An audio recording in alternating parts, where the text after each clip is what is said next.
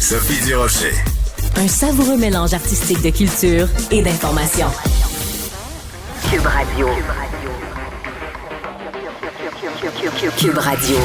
En direct à LCN. À LCN. 15h30, c'est le moment de notre rendez-vous avec Sophie Durocher qu'on retrouve dans les studios de Cube. Bonjour Sophie. Bonjour Marianne. Céline Dion a décrit ses symptômes dans une entrevue à NBC, un extrait qui a été rendu public. On vient tout juste de l'écouter avec notre collègue Christine Manzo. Extrait percutant, faut le dire. Et Sophie, tu doutes qu'elle va être en ouverture des Jeux olympiques, là, comme il a été évoqué? Ben, écoute, j'ai le plus grand respect pour tous les collègues journalistes qui y vont de spéculation, qui disent, bon, ben, tous les signes sont que le Canard enchaîné aurait vu un contrat qui lie le gouvernement français, les organisateurs des Olympiques, avec la possibilité que Céline soit là. Le fait qu'elle ait fait beaucoup d'apparitions au cours des derniers jours, des dernières semaines. Je respecte tout à fait cette vision-là. C'est possible. Mais très honnêtement, après avoir vu l'extrait de cette entrevue, je ne pense pas physiquement que Céline serait au sommet de sa forme pour chanter aux Olympiques. On sait que Céline est allée à l'école de Monsieur Angélil. L'école de Monsieur Angélil, c'est il faut que tu sois au top. Si Céline n'est pas au top, elle ne montera pas sur scène. Elle va pas faire une performance si elle est à 50% de son potentiel. Elle fera une performance seulement si elle est à 100% ou même, je dirais, à 110% de son potentiel. Et il faut s'attarder sur deux mots que Céline a prononcés dans cet extrait d'entrevue donc à nos collègues américains. Elle dit que quand elle est aux prises avec les spasmes de la maladie de la personne raide, donc c'est comme si quelqu'un lui appuyait sur le larynx, c'est comme si quelqu'un essayait de l'étrangler, mais les deux mots en question, c'est high, low. Elle a dit, j'arrive pas à monter, ma voix n'arrive pas à monter et ma voix n'arrive pas à descendre. Ben, je m'excuse, mais comment une chanteuse peut chanter recto tono? Ça s'appelle pas une chanteuse, ça s'appelle toi puis moi, on va peut-être se parler, mais on chantera pas Titanic aux Olympiques si on n'est pas capable de monter et de descendre. Je trouve ça extrêmement triste. C'est sûr que moi, j'adore Céline. J'aurais adoré que ça soit possible. Peut-être que le déroulement des choses va prouver que j'ai complètement tort. Et puis, au mois de juillet, tu vas pouvoir sortir un extrait de l'émission d'aujourd'hui en disant Sophie Durocher était complètement dans le champ. En quel cas, je te donnerais 20 $, Marianne. Oui. Ben oui, c'est ça. Oui. On peut peut-être prendre des paris, je te donnerais 20 $, ça va me faire plaisir. Mais très honnêtement, après avoir vu cet extrait, avant peut-être j'aurais eu des doutes, je me disais peut-être c'est possible.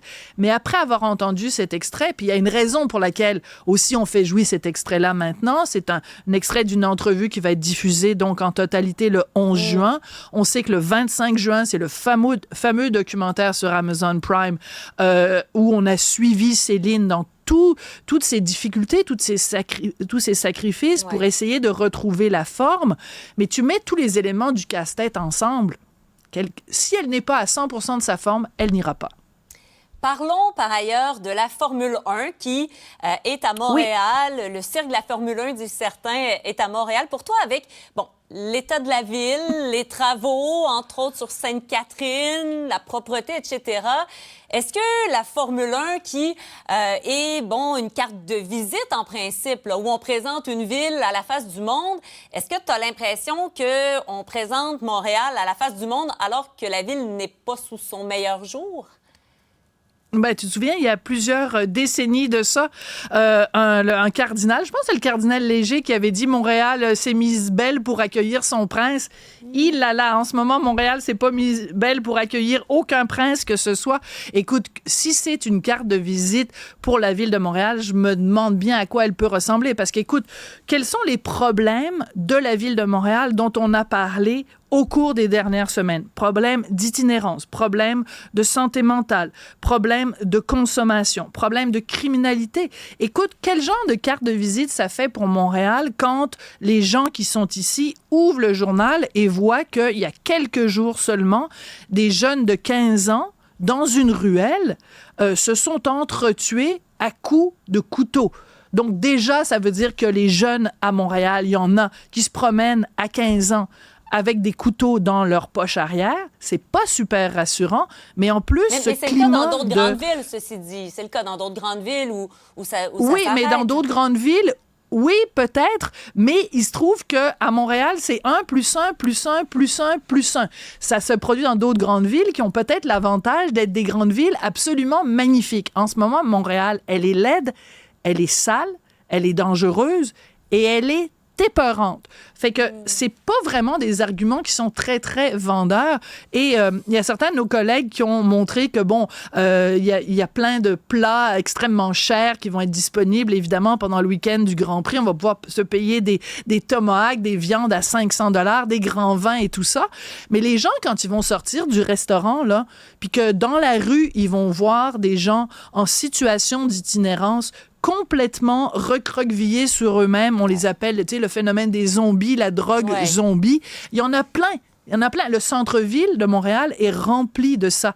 Je dis pas que il y a pas ça dans d'autres villes à travers le monde, mais c'est la combinaison de ce genre de problème, plus la criminalité, plus le fait que, excuse-moi, t'as beau avoir une Lamborghini absolument magnifique, jaune serein, avec la quantité de nids de poules qu'il y a à Montréal, moi, je te dis, avec ma petite Toyota, je passe un mauvais quart d'heure, mais si j'avais une Lamborghini, je trouverais pas ça super drôle de voir la quantité de nids de poules qu'il y a à Montréal, en plus de naviguer entre les cônes oranges qui sont absolument magnifiques. Oui, d'autant plus que tu es assez bas avec ces voitures sport-là. Ça doit taper encore plus. Et autre angle par rapport au Grand Prix, c'est intéressant le fait que le Grand Prix, bon, fait ses communications en français. On dit là vraiment s'assurer que la signalisation, etc., tout ça est disponible en français, mais difficile pour les journalistes de parler en français avec les pilotes francophones. Pourtant, on donne dans l'article du Journal de Montréal l'exemple d'un monégasque, Charles Leclerc, qui avait discuté en français avec les médias francophones à Monaco. Même chose en Espagne, en espagnol. Comment on explique ça? Ben, c'est la bonne vieille impression que parce que Montréal fait partie d'un grand tout qui s'appelle le Québec, qui fait partie d'un grand tout qui s'appelle le Canada, pourquoi on va se badrer avec ça? Tu sais, quand t'es en Espagne, c'est clair, en Espagne, on parle espagnol, en Italie, on parle italien. Ben, au Canada, ça a l'air qu'on parle anglais. Ah oui, c'est vrai, il y a une petite minorité, là, ils sont bien achalants. Eux, ils parlent français. Ah, mon Dieu. Où on se trouve? Ben le Grand Prix du Canada, il est à Montréal. Mais non, mais c'est pour ça. Et puis, c'est important de le rappeler pour ceux qui nous disent « Oui, mais pourquoi ça vous dérange? Montréal, c'est une ville bilingue. » Moi, je suis pas capable d'entendre ça. Ça me donne de l'urticaire. J'aimerais rappeler à tous les gens qui pensent ou qui prétendent ou qui rêvent que Montréal soit une ville bilingue, je les inviterais à aller sur Google, à rentrer charte Ville Montréal et ils verront qu'au numéro 1, la première chose qui est inscrite à la charte de la ville de Montréal, Montréal est une ville de langue française. C'est non discutable, c'est non négociable. Alors moi, je n'accepte pas que l'anglais fonctionne à 100 km/h. Plus qu'à 100 km/h à la F1, c'est totalement inacceptable. S'ils sont capables de le faire au Rocher, s'ils sont capables de le faire à Monaco, ils sont capables de le faire ici. Petit effort, s'il vous plaît. Il nous reste une quarantaine de secondes, mais je voulais parler avec toi de ces manifestants qui se sont installés dans un bâtiment administratif de l'Université McGill. Et là, ce matin, notre collègue journaliste Yves Poirier s'est fait bloquer l'accès au campement, se faisant dire qu'il n'avait pas l'autorisation d'être là.